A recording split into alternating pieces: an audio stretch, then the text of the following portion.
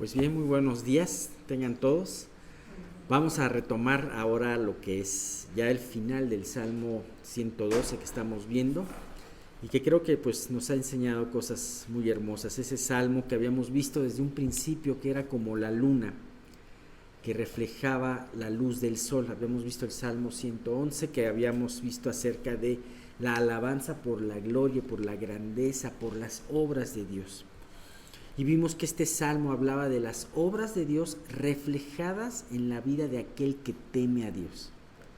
Ya desde el salmo anterior habíamos visto el concepto tan importante acerca del temor de Dios, que muchas veces se habla de ese temor de Dios en la palabra y que muchas veces no queda muy claro para nosotros. Esperemos que a través de esto no solamente haya quedado claro qué es el temor de Dios, como lo hemos visto, sino también la bendición de vivir en ese temor de Dios, ¿no? Habíamos visto que no es un temor tanto de miedo, aunque eso implica ese miedo a transigir los mandamientos de Dios y de las consecuencias que esto pueda tener, pero más bien es algo que habla de una reverencia, ¿no? Una reverencia, darle a Dios ese trato que Él merece, sabiendo cuál es nuestra posición y cuál es la altura de Él, ¿no?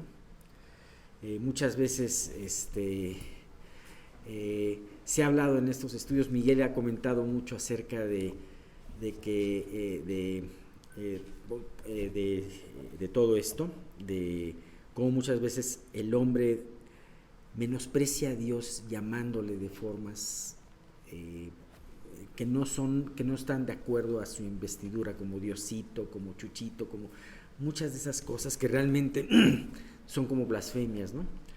Pero aquí es tener el temor que nos mueve a reverenciar a Dios y darle de acuerdo a su grandeza. Vamos a orar para que Dios pueda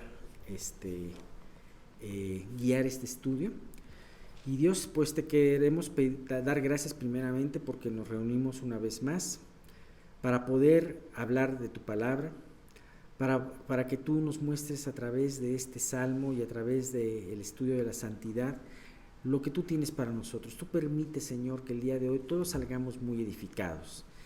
Guíanos tanto a Miguel como a mí, Señor, en cada palabra que vamos a decir, que sea que sea de aliento para todos nosotros, que sea de edificación y que podamos salir nutridos el día de hoy a través de estas enseñanzas. Te queremos pedir que por las personas que no han podido llegar, que tú apresures sus pasos y que Dios no se pierdan este estudio y que también las que se han de conectar vía remota puedan hacerlo sin ningún problema de tecnología. Te queremos pedir de una manera muy especial, Señor, por Pati López de Nava, para que tú la estés guardando, para que tú le des aliento en este tiempo de prueba y Dios, en tu voluntad, tú permite que pueda estar con nosotros. También te queremos pedir, Señor, por Margarita y por esta situación que tiene con su hijo. Te damos gracias, Dios, por estos avances que ha venido últimamente, pero también te suplicamos que tú sigas trabajando en la vida de su hijo, en la vida de la familia y contestando las oraciones de Margarita. Te queremos pedir así por todos aquellos que estén teniendo un problema de salud, en una situación que conocemos o que desconocemos, para que tú los guardes, los confortes y sobre todo, Señor, pues puedas aumentar su fe, mostrándoles que tú tienes pensamientos de paz y no de mal. Gracias y te queremos pedir todo esto en el nombre de tu Hijo Jesús. Amén. Pueden sentarse. Bien, pues hablaba de este temor a Dios, ese temor, cómo se expresaba Abraham delante de Dios, ¿no? Lo podemos ver aquella vez que él se intercedió por su sobrino Lot que estaba en Sodoma, cómo Abraham, siendo el amigo de Dios, con tanta reverencia le habla a ese Dios, ¿no? ¿Por qué? Porque él tenía ese temor, esa reverencia. Y una cosa que me gustó mucho de este salmo es ese primer contraste, esa situación de que te habla. ¿Por qué? Porque precisamente tienes temor a Dios. El hombre que tiene temor a Dios no tendrá temor de las malas noticias. Y que es una situación que muchas veces nosotros podemos estar batallando el hecho de ese temor constante que tengamos acerca de recibir una mala noticia. Ajá. Muchas veces podemos no tener preocupaciones, pero el hecho de pensar, híjole, hoy no, pero mañana qué tal si me llega una mala noticia, ¿no? ¿Dónde estarán mis papás? ¿Dónde estarán mis hijos? ¿Dónde estarán mis hermanos? ¿Dónde estarán? En fin, tantas cosas que pueden influir en ese temor, ¿no? Pero Dios te dice, tú puedes estar tranquilo, porque si temes a Dios no tendrás temor de las malas noticias. ¿Por qué? Porque sabes que Dios está a cargo de toda tu vida, a cargo de todo lo que suceda. Hay un versículo que ya hemos visto en un salmo, el Salmo 56:3, que se complementa muy bien con este versículo que dice, yo el día que temo, yo en ti confío.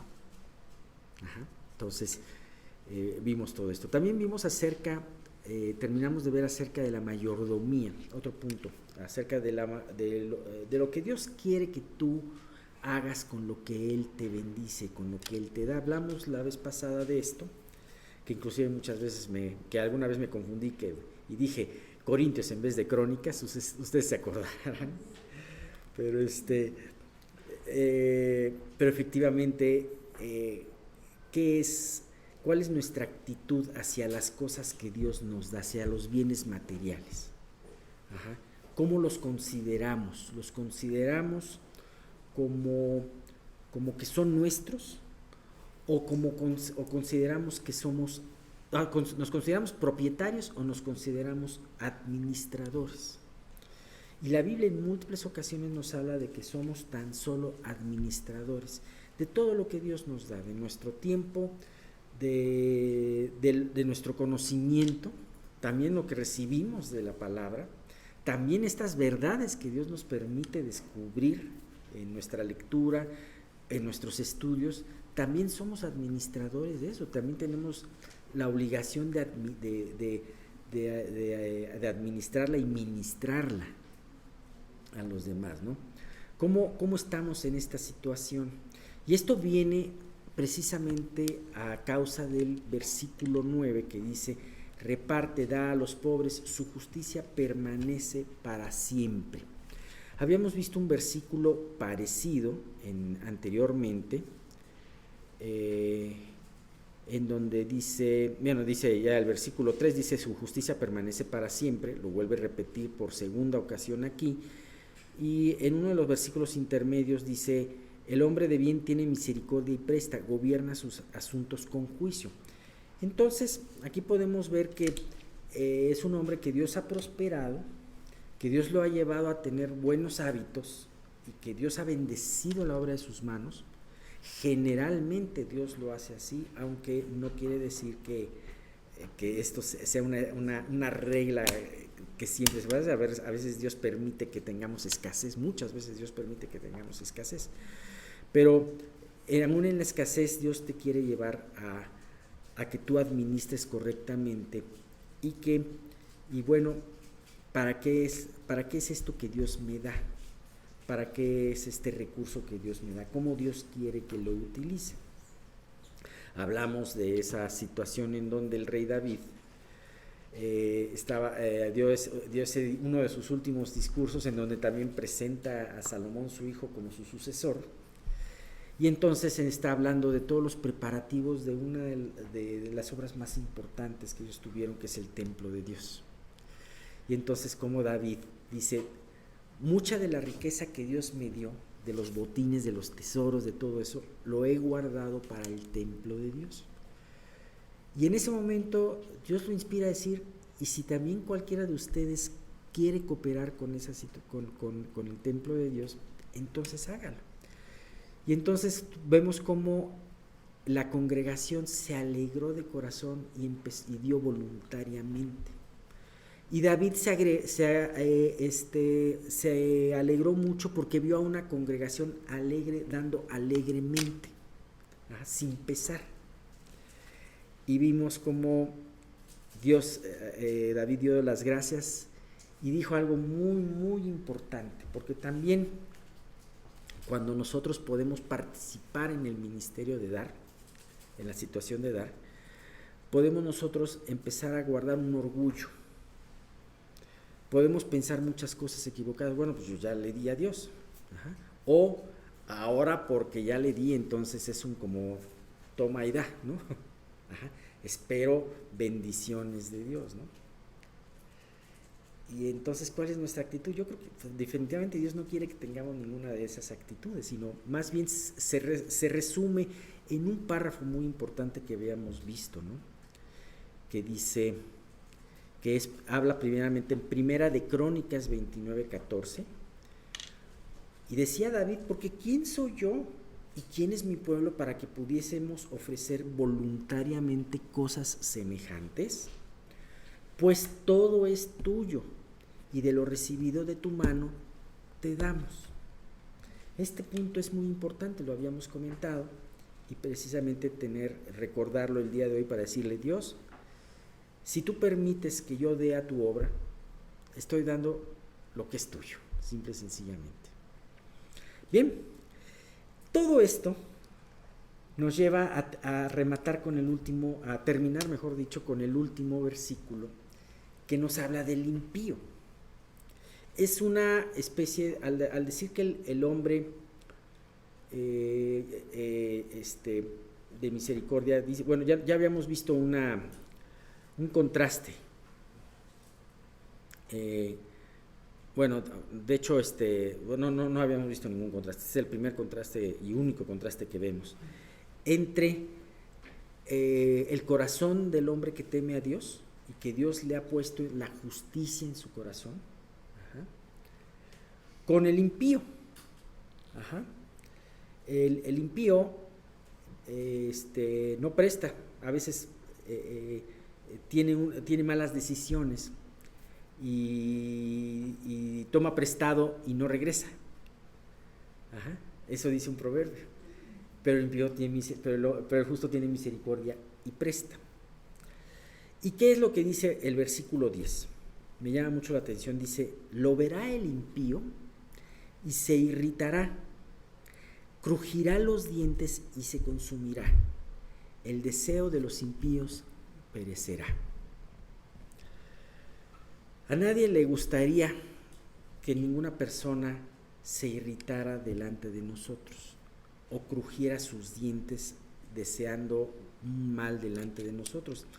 Definitivamente, naturalmente es algo que no nos gusta. Sin embargo, la palabra dice que cuando tú vives para el Señor, eso también es una buena señal. Y es una señal de que tú estás viviendo para Dios, que tú estás viviendo los principios. ¿Por qué el impío? Dice, el impío lo ve y se irrita. Acuérdate que nuestras vidas no pasan desapercibidas. Ajá. Sino que, como dice el libro de Job, acuérdate de engrandecer su obra. La miran todos los hombres, el hombre la ve de lejos. Entonces, siempre Dios tiene que la vida de sus hijos, la vida de su iglesia sea vista por el mundo exterior. Desgraciadamente, en muchas ocasiones y muchas iglesias no han tenido el mejor ejemplo, y eso ha sido carne de cañón para muchas personas que odian a Dios. ¿Qué es lo que hace una persona que odia a Dios o que te dices que yo no creo en ninguna de esas cosas? ¿Qué es lo primero que te dice? Lo que pasa es que he visto muchos cristianos actuar y me ha dejado mucho que desear.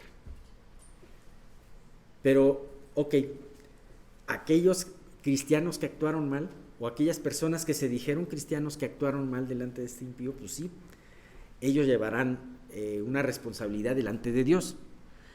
Pero eso no exime al impío de tener una responsabilidad en su rechazo para Dios. Porque finalmente, aquel que no cree, Dios le va a dejar en su vida todas las cosas y circunstancias y situaciones para que pueda creer. Tan solo dice la palabra que la misma creación es un libro abierto y es una situación en donde es lo que necesita una persona, el hombre natural, para creer. Ajá. Y bueno, me llama mucho la atención porque Dios tiene en muchas ocasiones y generalmente a través de sus principios que su hijo prospere. Sin embargo, cuando Dios no tiene esto, es porque tiene un plan maravilloso. Y es que en las situaciones obscuras, en las situaciones de pruebas, en las situaciones de carencias, el hombre que teme a Dios va a brillar y va a dar luz a un mundo que no tiene esperanza, a un mundo que vive en obscuridad. A algunos les gustará, algunos serán impactados por ese testimonio, pero a muchos no les gustará. Dice, lo verá el impío y se irritará, crujirá los dientes y se consumirá, el deseo de los impíos perecerá. Y aquí se utiliza en hebreo una palabra que se llama rasha, que quiere decir impío. Y no me refiero, y aquí con esta palabra no se refiere tanto a una persona que bueno, no conozca el Evangelio y que de repente vea un testimonio y no lo entienda, y a lo mejor por eso no lo entienda, sino a una persona que sistemáticamente ha rechazado el Evangelio, a una persona que conforme ha rechazado el Evangelio ya va teniendo una actitud cada vez más en contra del Evangelio y en contra de aquellos que viven para Dios. Entonces, no es alguien que solamente viva equivocadamente, pero lo que pasa es que no sepa, nadie le ha hablado de la verdad, sino realmente es una persona que ha escuchado y que ha rechazado. Y que aún muchas veces en ese escuchar ha podido entender la importancia del tema de la salvación. Pero, sin embargo, le ha dicho un no a Dios.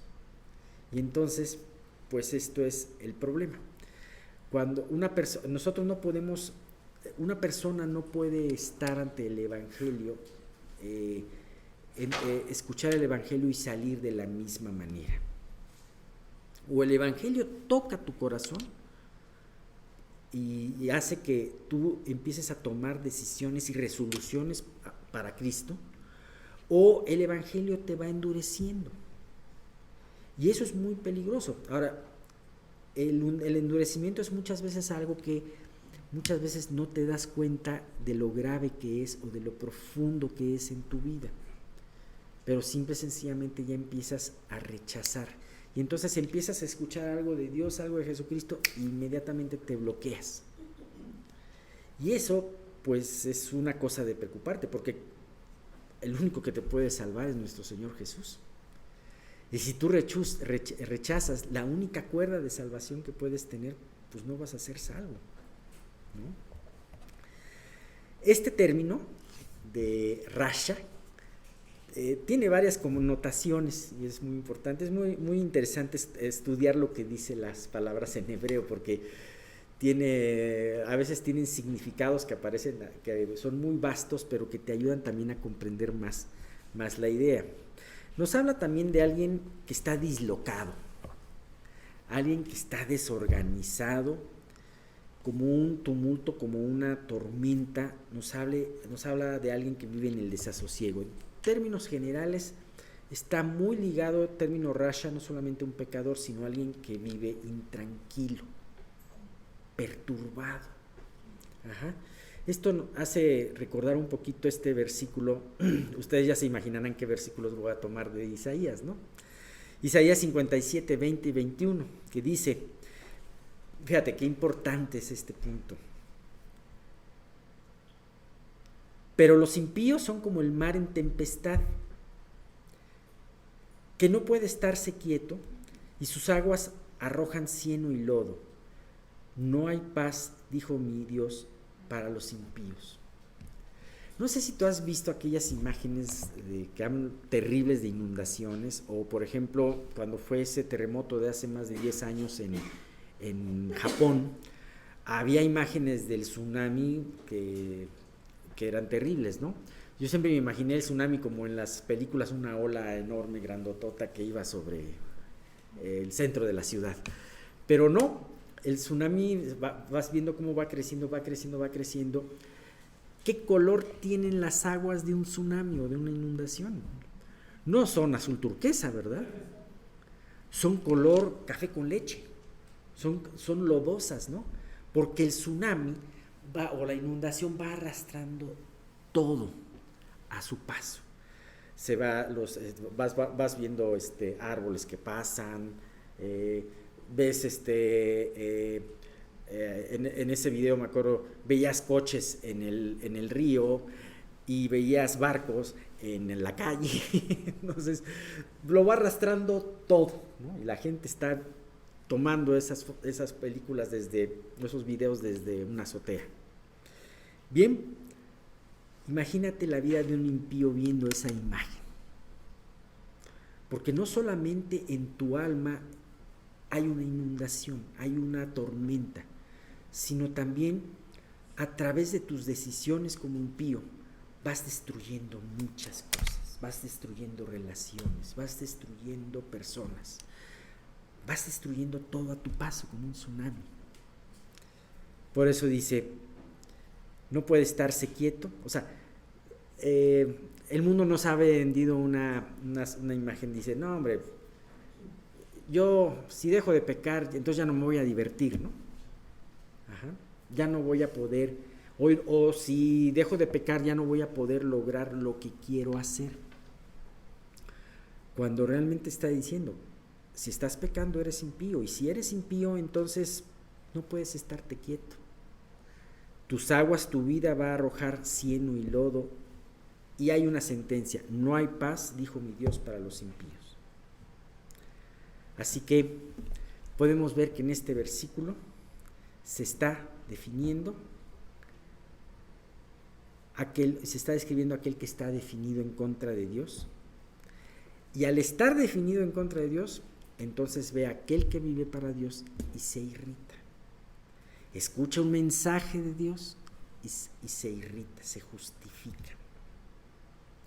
Ve el actuar de una persona que toma una decisión a favor de Dios, una decisión de honestidad. Y a veces son decisiones no trascendentales, sino son decisiones diarias, ¿no? O sea, no dar una mordida,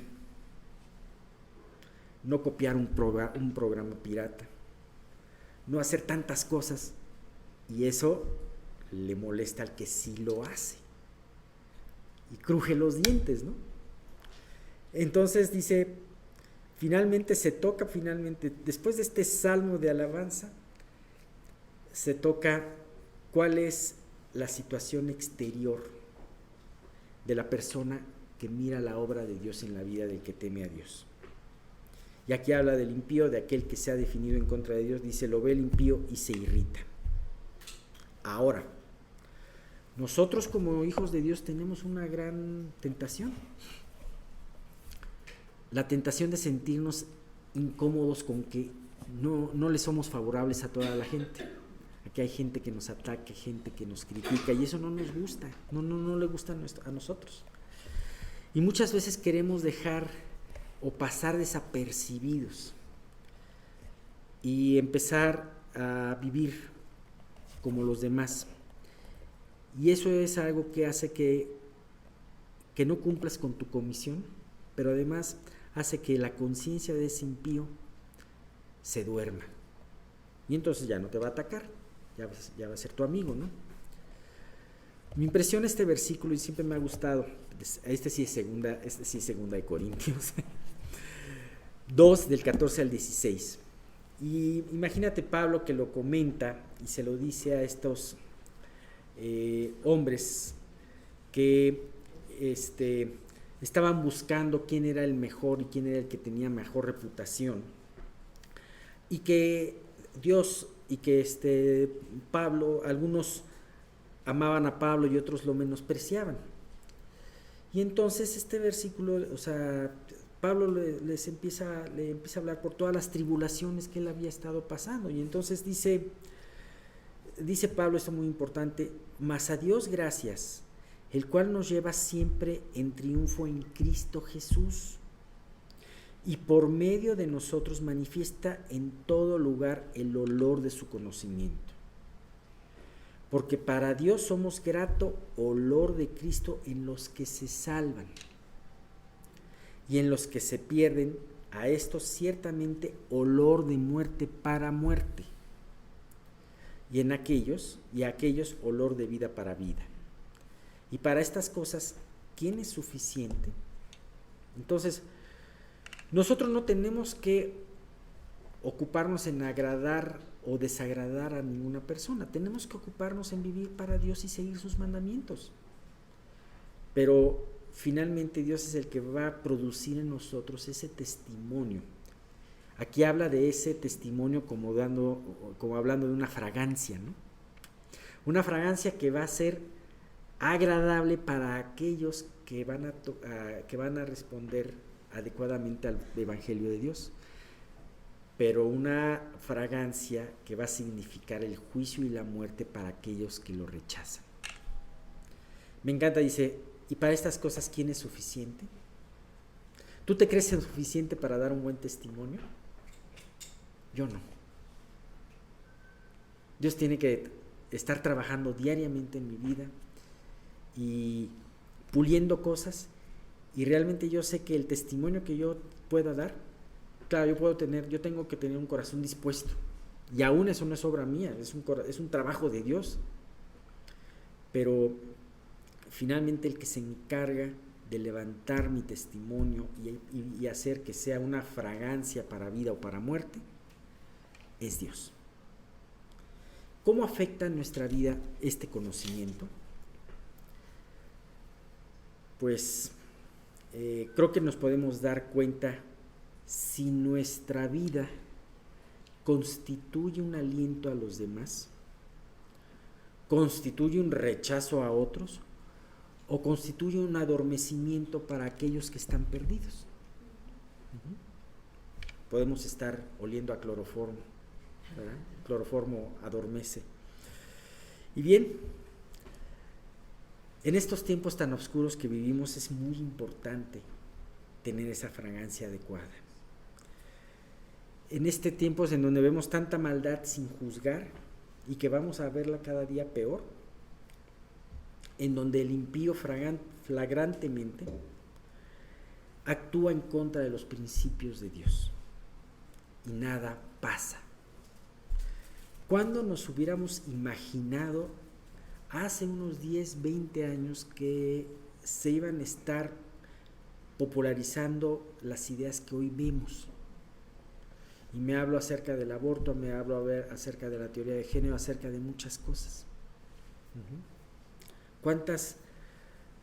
La otra vez me llamó mucho la atención una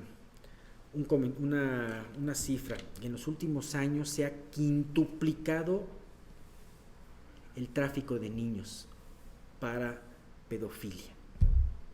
Es impresionante. ¿Y sabes qué? Vivimos en tiempos oscuros realmente. Pero con este salmo creo que Dios nos quiere dar esa luz en el camino, en donde podemos tener certeza de que las promesas de Dios se cumplen, y que este salmo nos invita a seguir temiendo a Dios y no temiendo esas circunstancias, a poner nuestros ojos en Dios y no en las circunstancias. Él se encargará de todo lo demás y cumplirá a su tiempo sus promesas. Y con esto terminamos nuestro Salmo 112. La próxima semana, si Dios nos lo permite, comenzaremos un grupo de salmos muy interesantes, que son unos salmos aleluya, o salmos jalel. Ya platicaremos un poquito acerca de esto. Es un preámbulo para el salmo grandotototototote que vamos a ver después, que es el Salmo 119. Qué cosa curiosa, quedan muy cerca dos salmos. Vamos a ver en estos jalel un salmo, el salmo más chiquitito, más 2 versículos tiene el Salmo 117. Pero ya es un poquito para ver esto, pero son salmos muy bonitos, ¿no? Bueno, y muy interesantes. ¿Qué experimentaron? Hace 8 días que no tuvimos estudio.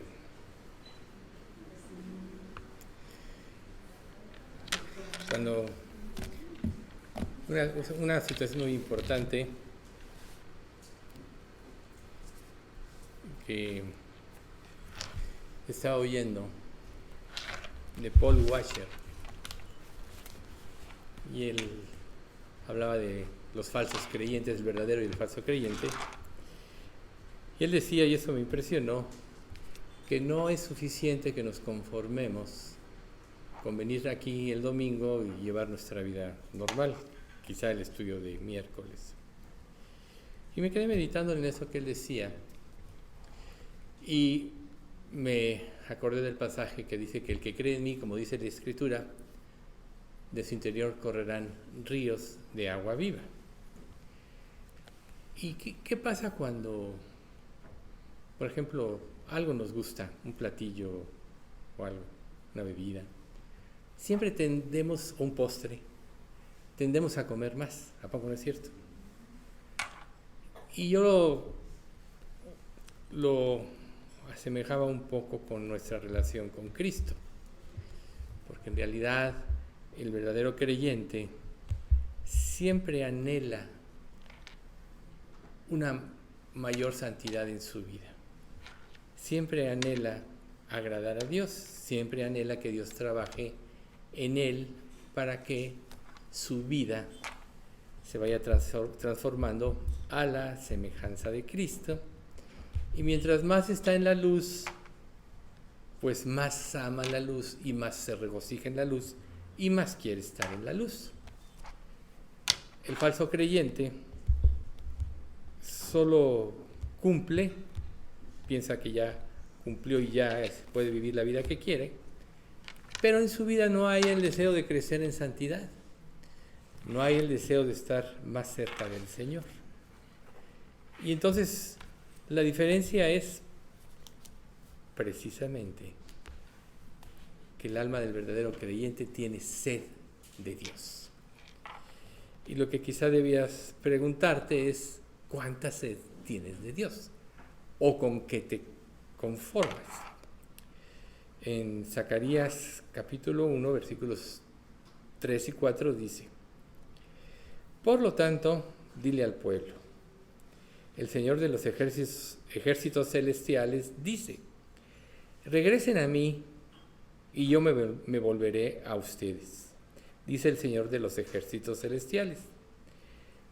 No sean como sus antepasados que no querían escuchar ni prestar atención cuando los antiguos profetas les dijeron, el Señor de los ejércitos celestiales dice, apártense de sus malos caminos y abandonen todas sus prácticas malvadas.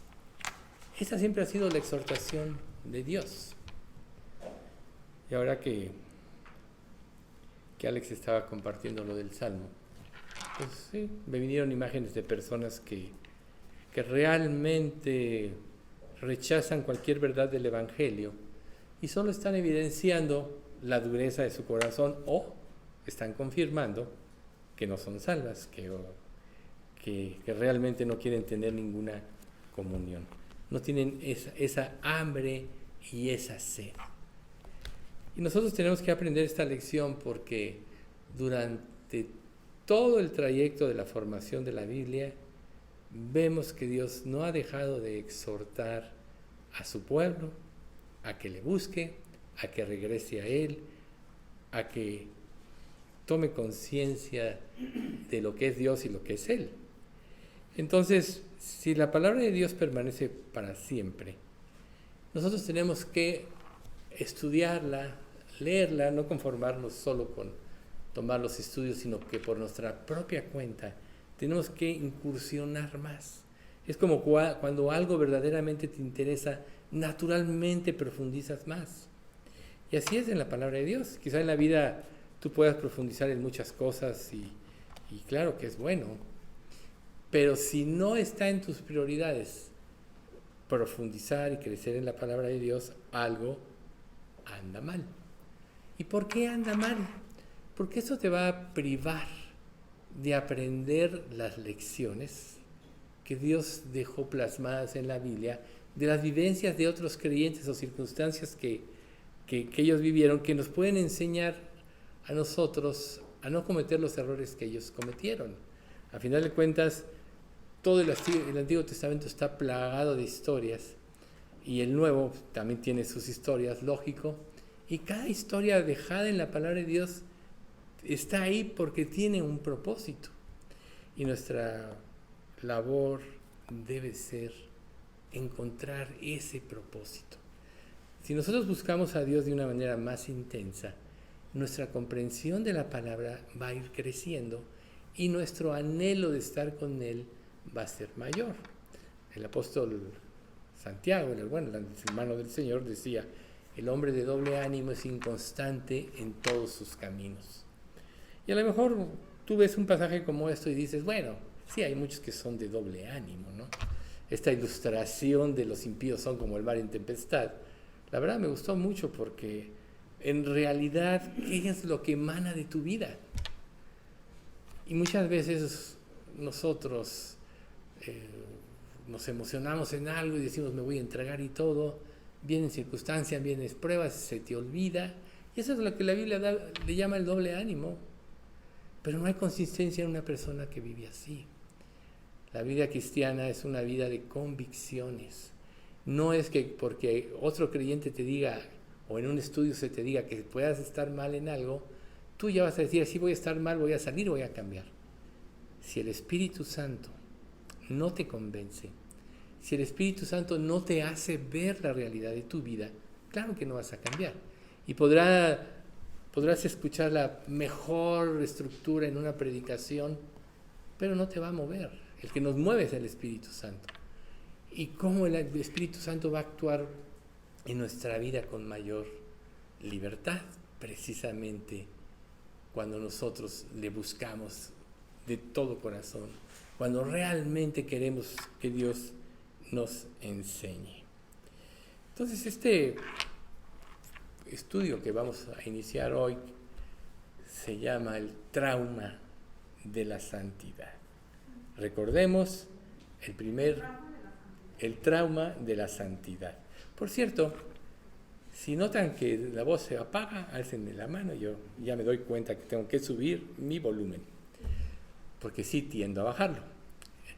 En el primer capítulo, recuerden ustedes, la copa sagrada, luego vimos santo, santo, santo, luego el que terminamos la vez pasada fue el misterio temible. Ahora es el trauma de la santidad. Y esta es una vivencia que los discípulos, vamos a partir de un pasaje, hacer una disertación de qué pudo suceder en la mente de los discípulos cuando experimentaron un trauma. Esto está en el capítulo 4 de Marcos, del 35 en adelante, que dice: Jesús calma la tempestad. Dice: aquel día, cuando llegó la noche, les dijo, pasemos al otro lado. Y despidiendo a la multitud, le tomaron como estaba en la barca, y había también en él otras barcas, con él otras barcas. Pero se levantó una gran tempestad de viento y echaba las olas en la barca, de tal manera que ya se anegaba. Y él estaba en la popa durmiendo, o sea, Jesús, sobre un cabezal. Y le despertaron y le dijeron: Maestro, ¿no tienes cuidado que perecemos? Entonces, y levantándose Jesús reprendió al viento y le dijo al mar: Calla, enmudece. Y cesó el viento y se hizo grande bonanza. Es muy común, y lo hemos visto, que todo creyente, y empezamos precisamente estudiando por eso la vivencia de Isaías: ay de mí que soy muerto, pues siendo hombre inmundo de labios y habitando en pueblo de labios inmundos, han visto mis ojos al Rey, Jehová de los ejércitos. Entonces, la cercanía de Dios causa pavor, causa asombro. Todos los santos del Antiguo Testamento que tuvieron esta experiencia fueron sobrecogidos y cuando se enfrentaron a la presencia de Dios. Fueron tocados e impresionados a tal grado que cambió sus vidas. Hay muchos testimonios de creyentes a través de los siglos que tuvieron experiencias así y su vida cambió. La idea de un estudio como este es que el Espíritu Santo trabaje intensamente en el interior de cada uno para que nuestra vida verdaderamente cambie. Hoy muchas personas se dicen creyentes y efectivamente pocas son verdaderos creyentes de los que se dicen creyentes. Y cuando una persona juzga a un pseudo creyente por su testimonio, no es que realmente ese juicio le impida creer, sino que realmente no quiere creer y solo está buscando un pretexto para no venir a Dios.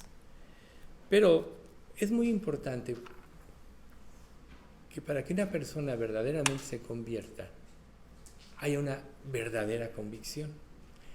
Y el único ser capaz de producir esta convicción es el Espíritu Santo. Cuando nosotros nos convertimos, que nacemos de nuevo, que Dios nos da un nuevo corazón, nos da la mente de Cristo, nos da un nuevo espíritu, etc., su Espíritu Santo entra a morar en nosotros y la vida cristiana va a ser muy diferente porque se va a llenar de convicciones que el Espíritu Santo va a producir a través de la palabra de Dios para nuestra transformación. Recuerden, así que la fe es por el oír y el oír por la palabra de Dios.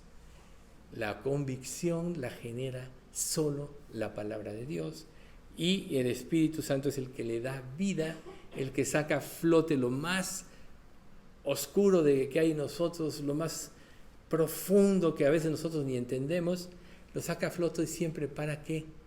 Para arrepentimiento y para poder experimentar una cercanía mayor a Dios y una mayor comunión con Él. Entonces, cuando Marcos escribió el Evangelio y tocó este punto, pues recuerden que los discípulos, la mayoría en sí, eran pescadores y pescaban principalmente en el mar de Galilea. El mar de Galilea está abajo del nivel del mar, está entre montañas y tiene la característica de que es totalmente inestable. De una profunda quietud y calma se puede desatar de repente la peor tempestad que se puedan imaginar al costo de sus vidas. Los discípulos, como pescadores, sabían, toda su vida, desde que empezaron a salir con sus padres, seguramente, que también eran pescadores, habían adquirido esta experiencia y sabían. Lo que ellos tenían como transporte no eran yates o barcos grandes, eran lanchas, donde ellos pescaban y subían los peces y los llevaban a la orilla y luego los vendían, consumían, ¿sí? Entonces, Jesús, precisamente, después de enseñar a las multitudes, les dice, pasen al otro lado. Y ellos estaban con Jesús. Aún ellos no habían entendido profundamente quién era Jesús. Sin embargo, Él, como maestro, ya había impactado sus vidas y sus corazones, y ellos solo obedecieron, ¿sí? No tomaron en cuenta los posibles cambios de corriente, los vientos, etc. Y como decía, eran expertos marineros. Y que sin una advertencia de repente pueden desatarse la peor tempestad y costarles la vida. Aquí no, Jesús les dije, pasen del otro lado, y dijeron, vamos a suceder, vamos a obedecer. Y entonces, Marcos 4:37, que dice, se desarrolló una gran tempestad de viento y echaba las olas en la barca de tal manera que ya se anegara. Cuando sucede esto, observen esta situación. ¿Cuándo es cuando realmente emana de nosotros lo que realmente somos? En las pruebas. Es en las pruebas. Tú puedes acostumbrarte a manejar tu vida cristiana, moderar tu lenguaje, sabes qué hablar con otro creyente, sabes cómo comportarte en un lugar, pero si tú no lo haces en forma uniforme aquí y afuera, realmente eres un hipócrita. Eres una persona de doble ánimo en un sentido también, porque estás viviendo una vida dual. ¿Y qué dice la Escritura? Que Dios odia a las personas que son deshonestas, las que llevan una doble vida, porque a ellas no se les puede enseñar. Te pueden decir que sí a lo que les digas, pero por dentro de su corazón, ellos ya determinaron qué van a hacer. Tú dices esto y yo voy a hacer esto. ¿Cuántas veces en un estudio como este no se han dicho verdades y sale y hacen lo que quieren? Una vez una familia que venía aquí, me tocó hablar con la esposa, que se supone que era incrédula. Me dice, es que venimos al estudio y se dicen cosas muy importantes, pero salimos y mi familia no hace nada de esto, todo lo contrario. Yo digo, ¿cómo es que ustedes no hacen lo que acaban de escuchar? Y ella era incrédula, imagínense ustedes, ¿no? Nosotros tenemos que empezar por ser honestos. ¿Qué es lo que realmente hay en nuestro corazón? Los discípulos, lo primero que trataron de hacer cuando se desató la tempestad, pues fue tratar de mantener la barca en una posición hacia las olas, porque si la volteaba, todos eran muertos. Nadie podía sobrevivir a ese tipo de tempestades. Si la alineaban hacia el frente contra las olas, tenían la posibilidad de salvarse. Y entonces ellos se aferraban a la barca, y reitero, recuerden que no eran grandes botes, eran barquillas nada más que se usaban, eran vulnerables y se aferraban con todo. Entonces ahí vamos con nosotros a las pruebas. ¿Qué pasa cuando hay una prueba? Muchas personas dicen, no, yo estoy confiando en Dios, pero realmente no estás confiando. Porque cuando tú empiezas a angustiarte, cuando tú empiezas a actuar por ti mismo, pues realmente lo único que empieza a haber en ti es desgaste, y cuando las cosas no salen porque no las controlas, entonces pues entra la desesperación y es el temor. Quizá algunos dentro de todo esto ya empiecen a buscar a Dios, ¿sí?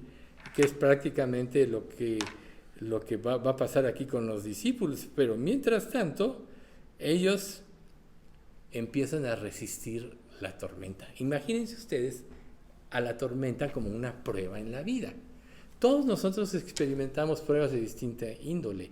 Hay pruebas que son muy sencillitas y hay pruebas que son muy difíciles de sobrellevar, sobre todo cuando se trata de salud o la muerte o un cambio drástico de nuestra situación en la vida, cosas que a todos nos suceden en todo momento, ¿verdad? Pero Jesús está profundamente dormido. Él le dijo, pasemos al otro lado. Recuerden ustedes, Jesús era Dios, pero era hombre, se cansaba. Imagínense ustedes, después de una predicación, las multitudes, ¿no? Como en otra ocasión que la vamos a ver más adelante, él tiene que decirle a Juan, oye, déjame subir a la barca y sepárala un poco, unos metros de donde anclan, para que la gente no llegue, porque lo apretujaban, se le acercaban, ¿no? Pues todo eso era un desgaste, las luchas internas que se dan en cada persona recaían sobre él, ¿sí? Por supuesto que él era Dios, pero era humano, era el Dios que renunció a ser Dios y se hizo hombre, como dice en Filipenses capítulo 2, renunció y se hizo hombre. Y estando en la condición de hombre, bueno, se humilló a sí mismo, haciéndose obediente. Entonces, ¿qué pasa cuando los discípulos dejan de controlar se dan cuenta que no pueden controlar, empiezan a irritarse en su corazón. ¿Cuántas veces tú, que a lo mejor ni siquiera te lo permites decir, cuando las cosas no salen como tú quieres, o cuando los problemas no se te solucionan como tú quieres, no dentro de ti te irritas con Dios? Dios, desde la creación del ser humano, está acostumbrado a recibir las quejas de la humanidad. Siempre la humanidad se está quejando contra Dios. Siempre la humanidad le echa la culpa a Dios. A la mayoría, solo unos pocos no lo hacen cuando ya conocemos las Escrituras y sabemos. Piensan que Dios tuvo la culpa de todo lo que pasó y no se dan cuenta que fue el pecado lo que trajo la desgracia a la humanidad y que vivimos en un mundo caído, lleno de pecado, lleno de egoísmo. Pero muchas veces, cuando tú buscas un chivo expiatorio, es porque tú no quieres afrontar tu propia responsabilidad y entonces tienes que buscar a alguien a quien culpar.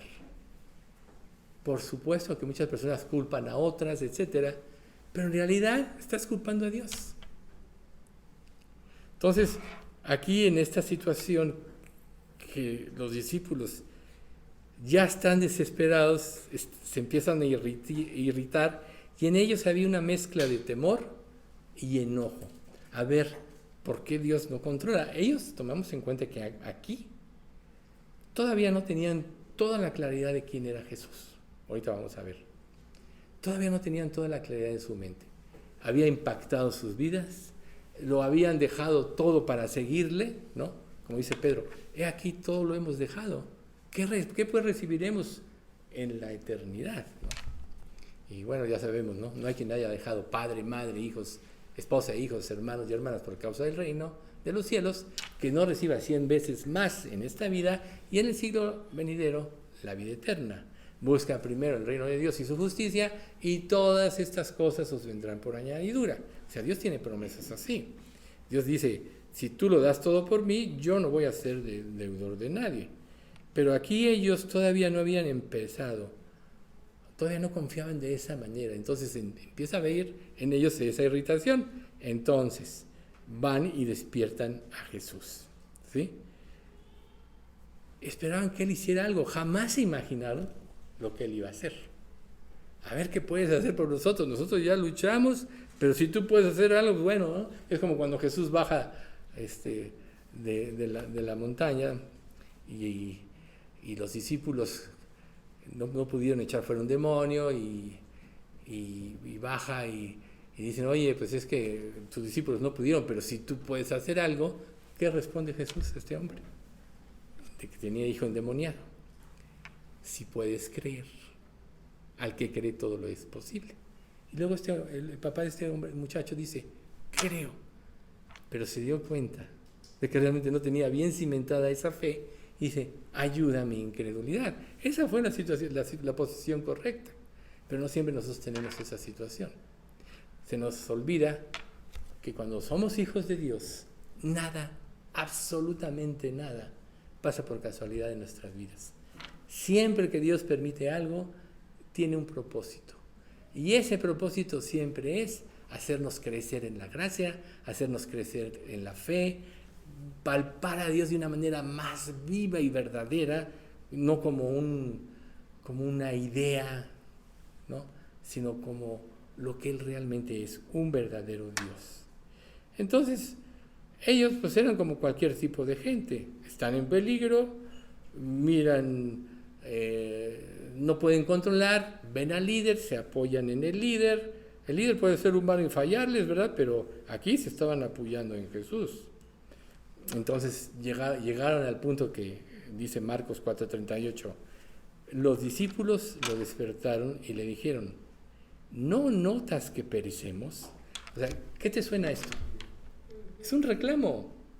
O sea, es un reclamo.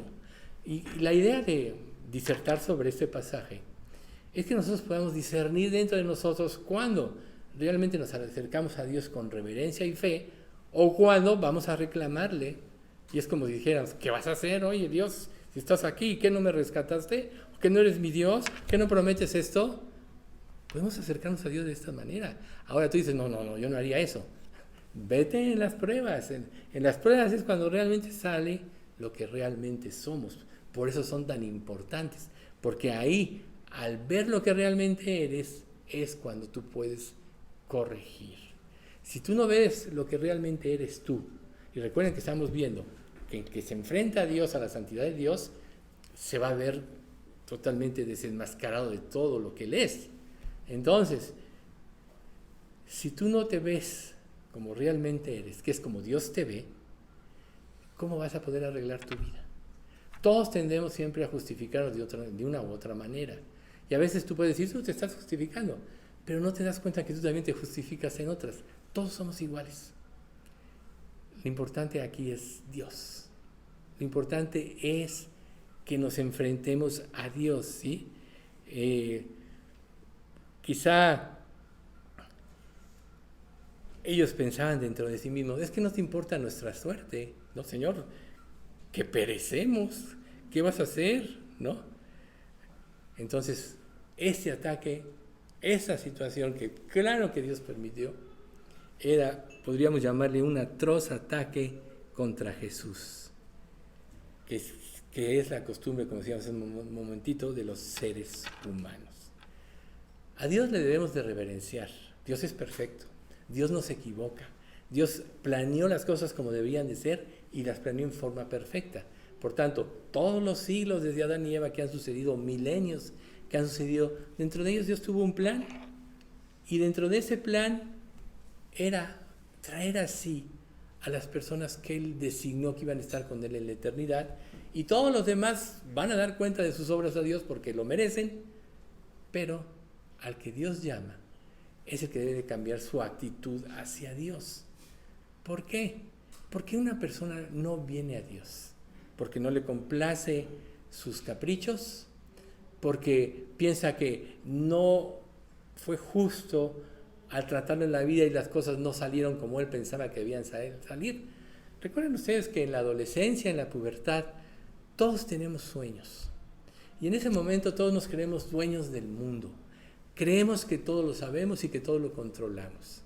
Y conforme empieza a avanzar la vida y empieza a darnos de tumbos, nos damos cuenta que no controlamos nada, porque ¿a quién realmente, o quién de aquí podría decir, las cosas salieron exactamente como yo pensé que debían ser y planearon? Yo les aseguro que a nadie. Siempre fueron totalmente diferentes a como planeamos o como queríamos. Pero ¿se equivocó Dios en eso? Estamos viviendo las consecuencias del pecado. El remedio no es que Dios te complazca en tus caprichos o te dé una falsa seguridad. Dios te quiere dar la seguridad verdadera, la cual no está en las circunstancias, ni en lo que tengas o desees o no tengas, sino está en Él. Él siempre quiere que confíes en Él, independientemente de las circunstancias en que tú vives. Entonces aquí volvemos a los discípulos. Ellos replican, prácticamente acusan a Jesús, ¿sí? Y la respuesta de Jesús es ir directo a la acción. Es algo maravilloso de parte de Jesús. ¿Ustedes creen que si tú le reclamas mucho, Dios se va a poner a alegar contigo para convencerte de que Él tenía la razón? Claro que no. Él es perfecto, Él no necesita dar explicación a nadie. Por eso Él quiere que creamos en Él, porque Él todo lo hizo perfecto. Y como están sucediendo las cosas en esta vida, en estos últimos tiempos que estamos viviendo, que todos claramente sabemos que el tiempo de su venida está cerca, porque nos vamos deteriorando más y más moralmente. Y eso, como paréntesis, es algo muy importante que también quería comentarles. Nosotros como creyentes estamos en una lucha muy grande en esta época. Estamos enfrentando la sensualidad de este mundo que nos lleva cautivos al pecado y que nos influye de una sobremanera, porque todo lo que vemos y en todo lo que nos relacionamos está presente la filosofía del diablo. Toma tu vida en tus manos, sé feliz, etc.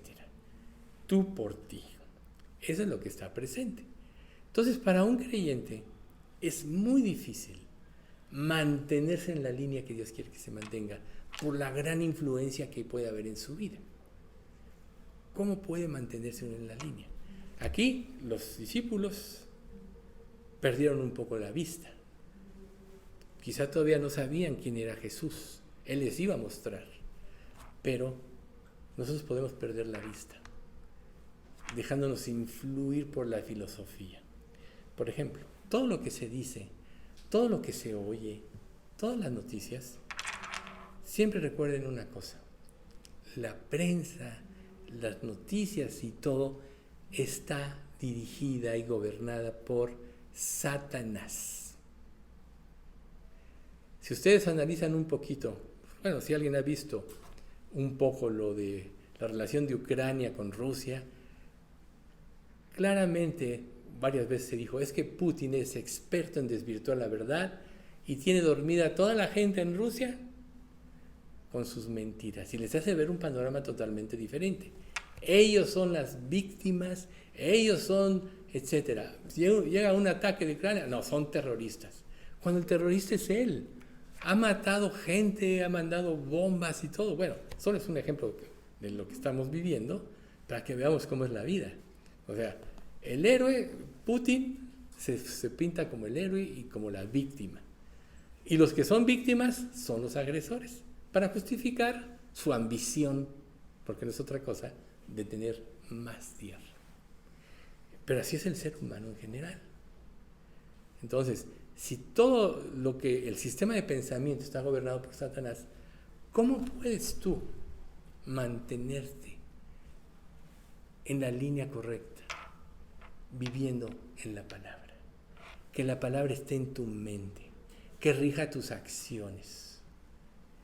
Cuando, después de poco más de 2 años que mi esposa y yo estuvimos orando para que nos llevara a un lugar donde pudiésemos aprender la Biblia, en la primera de las primeras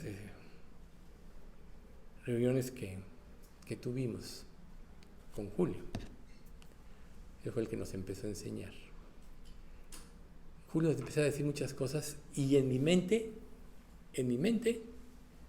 estaba diciendo, yo cumplo esto porque yo tenía la palabra en mente, o yo no cumplo esto, etc. Entonces, lo que va a regir nuestras acciones es que la palabra de Dios esté morando en nuestro corazón. Si no, nos vamos a ir con el engaño de Satanás. Estamos en una época de sensualidad, de mentiras y, o sea, es como cuando Jesús se presenta con Pilatos.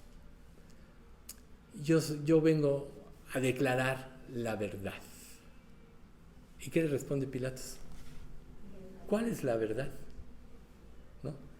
¿Cómo puede si tanta mentira hay que se dice que es la verdad, cómo puedes tú aprender a discernir correctamente entre la verdad y la mentira?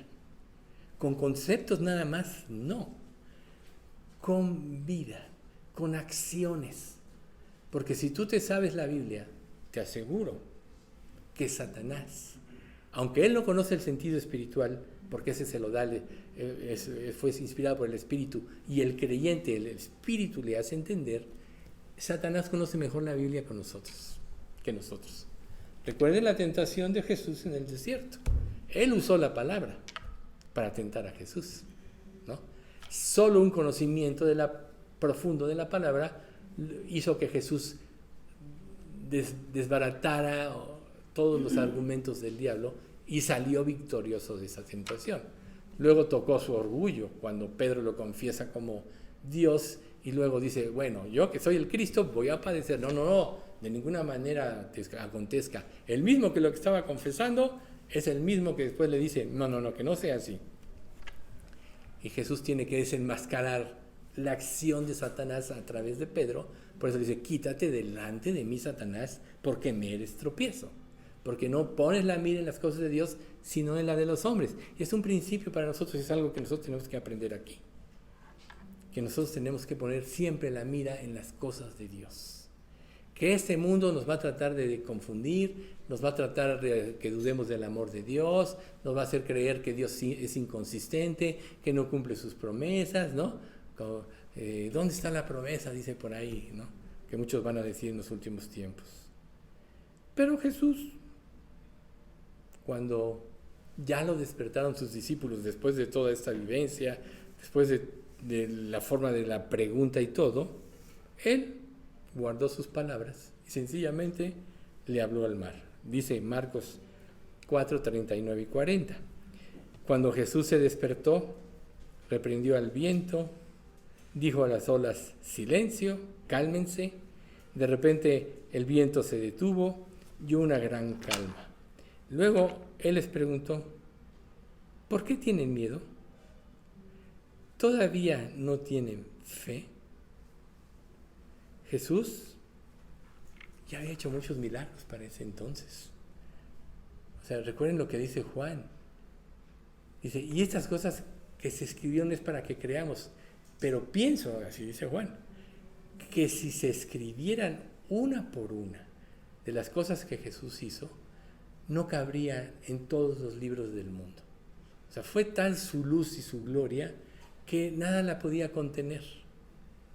Entonces, cuando Dios empieza a actuar, podemos nosotros, aún como creyentes, acostumbrarnos a los milagros, acostumbrarnos a su provisión y después menospreciar. Y entonces Dios, cuando ve eso, nos hace patente algo. Hey, yo soy el proveedor tuyo. Tú estás así porque yo así te tengo. Y cuando tú lo concientizas, dices, bueno, en lugar de reclamar, dices, Dios, pues gracias por lo que me das. ¿O acaso los seres humanos no tenemos la tendencia de mirar hacia lo que no tenemos? En lugar de voltear y dar gracias por todo lo que Dios nos ha dado. Es natural en el ser humano. Por eso es que el ser humano vive en inconformidad. Porque siempre está poniendo los ojos en lo que no tienen. ¿Y esta obra de quién es? Del diablo. ¿Acaso no tentó así a Eva? En el punto en el cual él la guió al punto en el cual ella no tenía. Es que si tú comes del fruto del árbol de la ciencia, serás como Dios. Levantó la codicia, levantó el deseo de ser como Dios y desvirtuó, bueno, perdió su gratitud, etcétera, ¿no? Y luego ya sabemos el relato de la historia. Entonces, ¿qué podemos nosotros aprender? Que si nosotros estamos en constante comunión con Dios y en nuestra vida hay gratitud, la gratitud va a ir por delante. No hay nada en nosotros. Todas las grandes cosas que Dios hace, Él las hace a través de nosotros. Por eso en esta parte que mencionó Alex hace rato, yo soy de Pablo, yo de Cefas, yo de Apolos, y Pablo dice, ¿acaso está dividido Cristo? ¿O fue crucificado Pablo por vosotros? Porque así es el ser humano, siempre tiende a poner los ojos, no en Dios, porque se les olvidó que quien inspiró a Pablo, quien inspiró a Apolos, a Cefas, era Dios. Ellos solo eran canales del Espíritu Santo para que la gente aprendiera. Por tanto, la gratitud siempre es hacia Dios. Pero si quitamos tantito los ojos de Dios, entonces ya no nos va a parecer suficiente, ya no nos va a parecer lo correcto y entonces vamos a caer en pecado. Entonces, con solo una palabra Jesús controló toda la naturaleza. Enmudece, se calmó la tempestad, las olas se calmaron, se hizo una gran mudanza. ¿Qué significa esto? Que la acción de Dios en nuestras vidas, la verdadera acción de Dios en nuestras vidas, nos debe llevar a esa paz que sobrepasa todo entendimiento. Cuando no tenemos esa paz, tenemos que reconocer que no estamos confiando, que no le estamos dando a Dios el lugar que Él merece. Cuando tú vienes aquí a un estudio y dices, bueno, yo ya cumplí, estás totalmente equivocado. ¿Sabes por qué? Porque lo de Dios nunca se acaba. Tú necesitas depender de Dios cada momento, cada instante de tu vida, porque si no vas a pecar. Naturalmente vas a pecar. Y el diablo quiere eso. Quiere que te conformes con migajas cuando Dios quiere darte un banquete continuo. Pero así somos los seres humanos. A veces nos conformamos con algarrobas, ¿no? Como el hijo pródigo. Pero recordemos la historia. Cuando él se ve en esa condición, dice, volveré a mi padre. Allá hasta los obreros tenían que comer. Yo aquí perezco de hambre. No hay ni quien me dé, porque dice, anhelaba comer la comida de los cerdos. Quiere decir que ni siquiera le daban la comida de los cerdos. Y así nosotros podemos estar en la vida, comiendo algarrobas cuando Dios tiene un banquete por la necedad de no buscarle como Él merece. Él ha hecho todo por nosotros. Entonces a veces Jesús, como hizo con este milagro, afrontó las cosas directamente. A veces Dios nos tiene que sacudir para hacernos ver que Él es el Creador, que basta con que nos haya dado la salvación para que vivamos en eterna gratitud. ¿Qué importa que pase en nuestra vida? Porque si tú conscientemente te dijera alguien, ¿qué escoges? Sufrir una vida de 80, 100 años, lo que sea, en puro sufrimiento y dolor, pero estar eternamente en la presencia de Dios, gozando de su amor, de su provisión, de su fidelidad, o hacer lo que quieras en esta vida y estar separado. Todos diríamos, prefiero sufrir todos los 100 años y estar con Dios. ¿A poco no escogerías eso? Y entonces, ¿por qué nos quejamos? Desde el momento en que nosotros pusimos nuestra vida en las manos de Dios, Él es el gobernador y tenemos que darle la honra como gobernador de nuestras vidas, y esa es confianza. Eso es lo que Jesús quiso llevar a sus discípulos, a la confianza, ¿sí? Y cuando actúa el milagro de Dios y se manifiesta su santidad, fíjense lo que pasa. Marcos 4:41. Los discípulos estaban completamente aterrados. ¿Quién es este hombre?, se preguntaban unos a otros.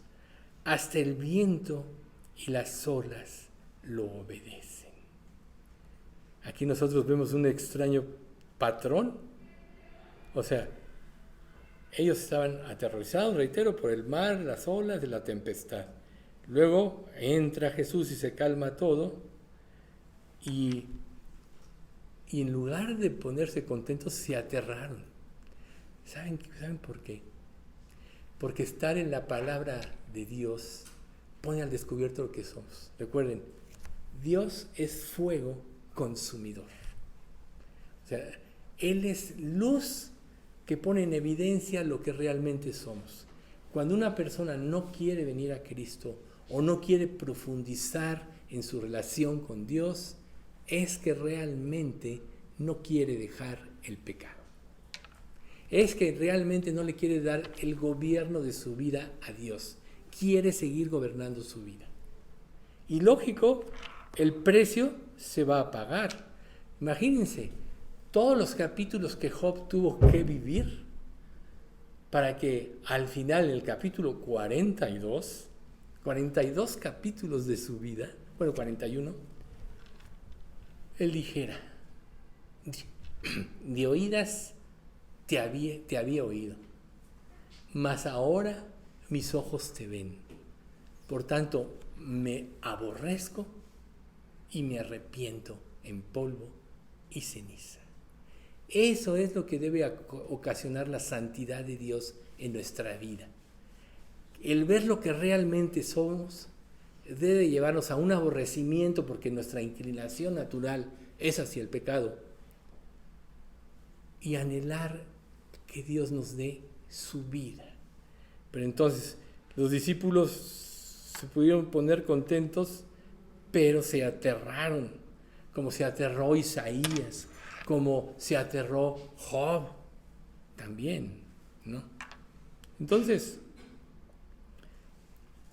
el famoso psiquiatra Sigmund Freud, él en su teoría dijo que cuando el hombre no puede explicar un evento en su vida, así nada más acortando esta situación, siempre se trata de atribuir a algo, ¿no? A una religión o un Dios que se forman y le añade ese atributo a él porque no controla y no entiende. Pero tratándose de Dios es muy diferente, porque Dios sí controla, Dios sí entiende y Dios es un Dios personal. Con Él no se puede negociar. El que no es conmigo, contra mí es. Nada que, bueno, Dios, cedo tantito, pero tú cede tantito. Ahí vamos mediándola, ¿no? Yo hago tantito de lo mío, tú inflúyeme un tantito de lo tuyo y ahí yo voy caminando. No, o eres o no eres. ¿Estás o no estás? ¿Eres creyente o no eres creyente? No hay términos medios. Ser creyente significa que le entregaste tu vida a Dios porque creíste en Él, que estás dispuesto a hacer tu voluntad aún al costo de tu vida, que estás dispuesto a negar todo en tu vida. Recuerden, si alguno viene a mí y no aborrece a su padre y madre, esposa e hijos, hermanos y hermanas, y aún también su propia vida, no puede ser mi discípulo. O Lucas 9:62, cualquiera que mira, como dice, cualquiera que en el arado y voltea hacia atrás no es apto para el reino de Dios. Pone sus ojos en el arado y voltea hacia cualquiera que mira. Se me fue. Bueno, vamos a leer. Pone su mano en el arado. Poner la mano en el arado. Y voltea hacia atrás no es apto para el reino de Dios. Entonces ya no. Si estás en Cristo ya es que ya no te vas a volver atrás porque ya estás convencido. Pero si llegaste a Cristo con reservas, a ver si me resulta venir, a ver si realmente vas a cumplir mis deseos, a ver, no eres salvo, estás desubicado en tu situación. Necesitas enfrentarte a un Dios que es fuego consumidor y que consume el pecado. Un día, recuerden, horrenda cosa es caer en manos del Dios vivo. Él va a juzgar toda acción humana. La única manera de salvarse es creyendo y entregando todo sin reserva. Y no lo vas a hacer si no crees que en ti no hay nada bueno. Y el Espíritu Santo es el que te lo va a hacer ver, porque el Espíritu Santo va a avivar tu conciencia.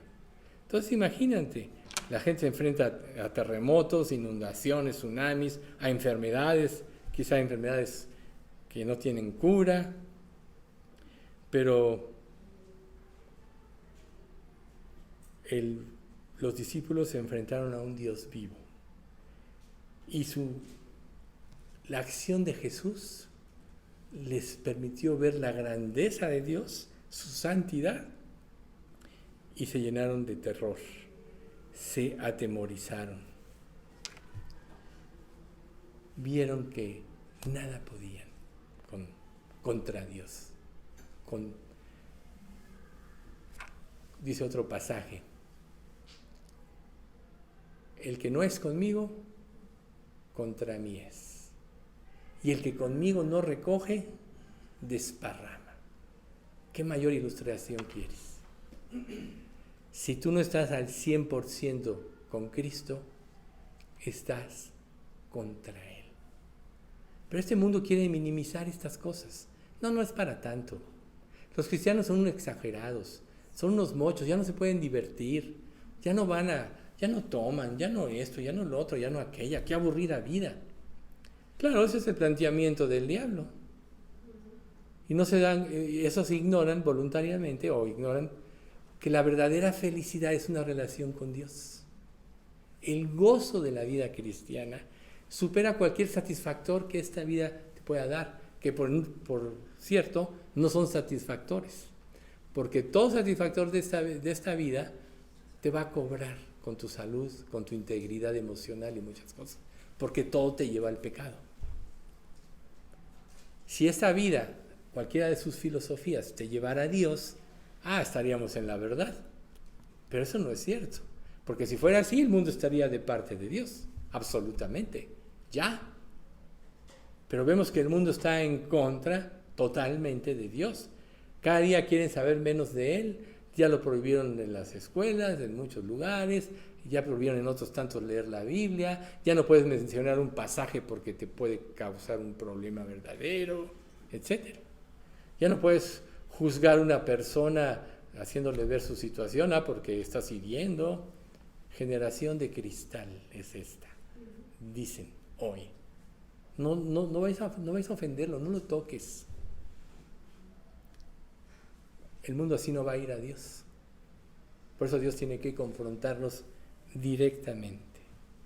Entonces, la tormenta que Jesús permitió les dio ese temor reverente a sus discípulos. ¿Sí? Ellos se dieron cuenta que estaban ante la presencia de un Dios santo. Y eso es lo que cambia las vidas. No nuestras teorías del cristianismo, no nuestra manera de manejar la Biblia y las cosas, no un compromiso de un ratito a la semana, así como un estudio como este, quizá 2 si asistes el miércoles, es cada día, cada instante. Así como Dios te dice, orad sin cesar. ¿Cómo te puede pedir Dios orar sin cesar? ¿Que no tengo que trabajar? ¿Que no tengo que empezar en otras cosas? No. Esto significa que dentro de ti esté Dios presente para que guíe tus acciones y tú estés dependiendo de Él para que Él realmente produzca en ti la vida correcta. Ese es el principal objetivo de orar sin cesar. Además de la intercesión, por supuesto. Pero lo más importante es reconocer que cada instante de nuestra vida, cada minuto, dependemos de Dios. Si no, ponte a pensar. ¿Qué pasa por tu mente cada día? ¿Cuánto tiempo de las, digamos, 18 horas que estás consciente, cuánto tiempo piensas en Dios? ¿Y cuánto tiempo piensas en otras cosas? ¿Y acaso la palabra de Dios no dice, donde esté vuestro tesoro, ahí estará también vuestro corazón? Entonces, después de ese terror que causó en los discípulos, ellos dijeron, ¿quién es este que aún el viento y el mar lo obedecen? Ellos estaban buscando una categoría donde encuadrar a Jesús, pero se dieron cuenta que Él superaba cualquier clasificación humana. ¿Por qué creen que Dios nos pide vivir por fe? Porque nosotros también tendemos a clasificar, ¿no? Bueno, tanto por ciento de Dios aquí en mi vida, tanto por ciento de esto, tanto por ciento del otro. No es así. Es todo. O díganme una cosa. ¿Acaso en la cruz Él no dio todo por ti? ¿Lo dio todo? Al pagar por cada uno de tus pecados pasados, presentes y aún futuros, lo dio todo por ti. Y una persona que da todo, ¿qué demandaría en contrapartida? Demanda todo. Entonces, si nosotros no nos estamos entregando como debemos hacerlo, quiere decir que no hemos comprendido lo que Dios hizo por nosotros en la cruz, en la magnitud que deberíamos haberlo comprendido. ¿Ven por qué es tan importante la santidad de Dios?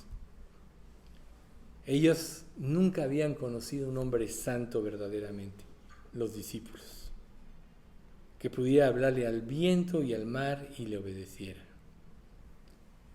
que pudiese dormir bajo una tormenta sin que nada lo perturbara, porque él sabía que tenía el control. Es raro encontrar personas así, pero nosotros sí conocemos a una persona así, Jonás, ¿no? Salió huyendo, todos los marineros luchando y él estaba durmiendo ahí, ¿no? Dijo. Eso fue diferente, por supuesto, que de lo de Jesús. Entonces, Jesús es diferente. Quizá nos incomode un poco, pero en la medida que nosotros vayamos relacionándonos con Él y Él nos vaya transformando, va a ser más personal, va a ser más, ¿cómo podríamos decir? Familiar a nosotros, va a ser más digno de nuestra confianza de acercarnos a Él. Y aquí volvemos al punto de que Jesús no se puso a alegar con los discípulos, oigan, ¿por qué me dicen así? ¿Por qué piensan mal de sí? ¿Por qué me hacen este cuestionamiento? Él no dijo una palabra, dice la Escritura. Solo llegaron los discípulos con toda la angustia, con todas sus actitudes equivocadas, y Jesús solo dijo al mar, calma, enmudece. Entonces, a veces estamos llenos de verborrea y de palabras cuando vamos a Dios. Y Dios dice, no necesito que me digas todo esto. Yo todo lo sé de ti. Por su omnipresencia, por su omnisciencia, y además porque Él pagó por todos tus pecados. Y si pagó por todos tus pecados, también tu vida pasó por Él. ¿O no? Si pagó por cada uno de tus pecados, Él sabe todo lo que viviste, pensaste y experimentaste. Entonces, ¿cómo debes de presentarte a Dios? Con reverencia. ¿Cómo empieza el Padre Nuestro? Padre Nuestro que estás en los cielos, dándole su lugar. Dice en la versión Reina Valera, santificado sea tu nombre, pero más correcto es que tu nombre sea santificado. ¿Por qué? Así empieza la oración, porque tenemos que dar el primer lugar a Dios en las oraciones, en nuestras acciones, en nuestra vida. Vamos a dar gracias. Padre bendito, te queremos agradecer mucho por este estudio. Gracias, Padre, porque a través de esta disertación podemos comprender lo que es una verdadera relación contigo y sobre todo, Padre, cómo debemos de acercarnos a ti. Nos hemos identificado, Padre, en muchas de las cosas que quizá los discípulos en la barca vivieron y experimentaron en cuanto a nosotros y nuestra relación contigo. Pero, Señor, tú todo esto nos lo haces saber, nos lo haces conocer para que podamos discernir correctamente y vayamos siempre a ti con la actitud adecuada, con la actitud correcta. Tú eres Dios, nosotros somos hombres, pero nos redimiste a través de Cristo, Señor.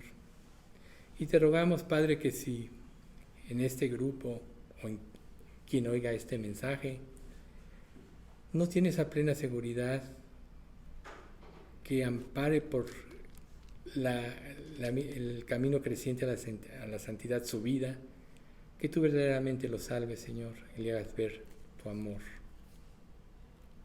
tan grande que te llevó a dar la vida de tu Hijo por nosotros. Gracias, Señor. Bendice nuestra iglesia, manténla siempre en las enseñanzas correctas, bíblicas. Manténnos siempre a todos, Señor, en humildad.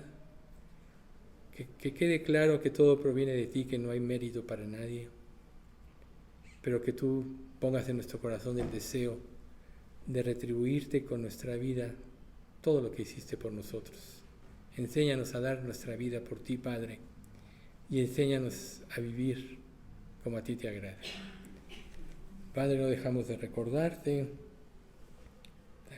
a Pati López, Señor, que tú la alientes, la ayudes en este proceso tan difícil, y también lo que está viviendo Margarita, también con su hijo Marco Antonio, también por Ernesto, que no sabíamos de él, pero Héctor fue y parece que lo operaron. Señor, pues tú sánalo y tráelo pronto de regreso, confirma su fe y su salvación, y por cada uno de nosotros y nuestras familias, que tú nos concedas la salvación de ellas. Todo esto en nombre de Cristo Jesús te lo pedimos. Amén.